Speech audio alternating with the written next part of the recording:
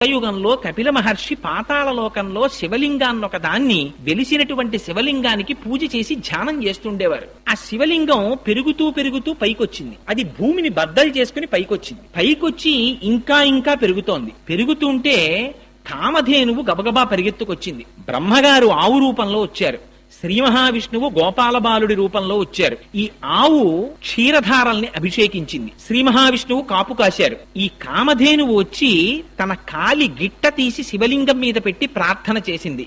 మా వర్ధస్య, స్వామి ఇక నువ్వు పెరగకు అని అడిగింది. ఇప్పటికీ కూడా కపిల తీర్థంలో ఉండేటటువంటి శివలింగం తల మీద కాలి గిట్ట యొక్క ముద్ర ఉంటుంది. అలాగే సజ్జోజాత అఘోర తత్పురుష వామదేవ ఈశానములనేటటువంటి 5 ముఖాలతో చూస్తూ ఉంటాడు పరమశివుడు. 5 ముఖాల్లో ఆ పశ్చిమాభిముఖంగా ఉండేటటువంటి పరమశివుని యొక్క ముఖానికి ఆ సజ్జోజాత మూర్తికి 3వ కన్ను ఆ శివలింగానికి ఇప్పటికీ కనపడుతుంటుంది.